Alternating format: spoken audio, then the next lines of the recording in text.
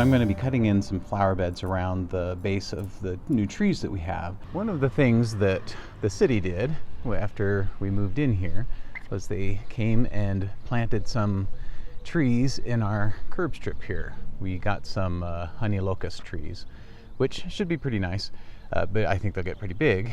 And so this is how they dug them, with a kind of a mound. And so now that I've got the grass kind of established the way I want it to be, I'm going to go ahead and cut some circles in some bark mulch beds for these so that it'll look better.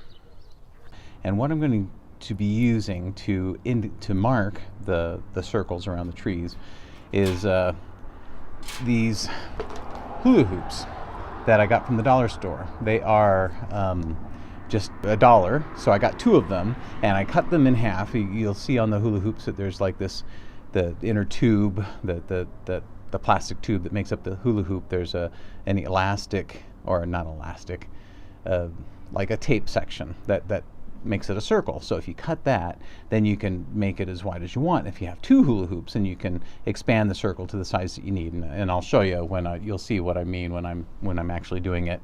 And to hold them in place, I'm using these wire stakes that you get these are for drip irrigation for the 1/2-inch pipes that you put in the ground. I'm using these to hold the hula hoop in place, so that when I get the circle that I want, it'll stay there, so that I can mark it with the sidewalk spray chalk. But you could use spray paint, or you could do anything like that. I just use the chalk because it washes off pretty easily. So anyways, let's get busy. Putting in the stakes, you can see that I'm aligning the hula hoops together so they kind of slide together and apart as needed, depending on how big I need to make the circle and round I make it. And then spraying off the center part of it with the spray chalk so that I just indicate the line. I take the hula hoops off because the plugger that I'm using here to grab up some grass plugs before I tear the dirt out will crush the hula hoop if it gets it. Anyways, so here's some grass plugs that I'll use later. I'm just using a flat edge edging shovel here to cut in the edge, and I go around it a bit, sometimes a couple of times, just to make sure I have a good cut before I start digging it up. And this, I need to get a better shovel because this one the metal isn't strong enough, and it kind of bows sometimes when I step on it. So here's my transfer shovel that I use. It's a Fiskars. They don't sell it anymore, but it's my favorite shovel ever.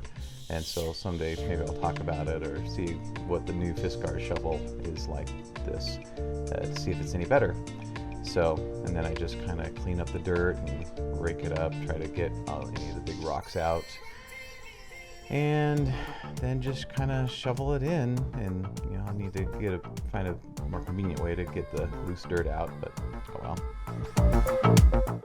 And then rake it clean to get more of the loose dirt and some of the rocks out. And then here I'm taking out some of the bad areas of grass so that I can replace it with those plugs that I pulled out. And I'll do that all throughout the lawn because I really like that Pro Plugger tool, and I'll do a review on it someday because I found a few uses for it that are really helpful. Then this is just the regular cheap bag mulch from Home Depot. I'd like to get some better mulch, and I think next year I'll get some better, more fine mulch. So now you can see the edge. This is in one of the older beds that I did. It's nice because with my reel mower I can just go right over the edge, and then I just come back with the string trimmer and trim vertically so that it makes the clean edge on the inside. So anyways, there are the live edge tree beds around the trees. Thanks, and please feel free to like and subscribe and share with your friends. Have a great day.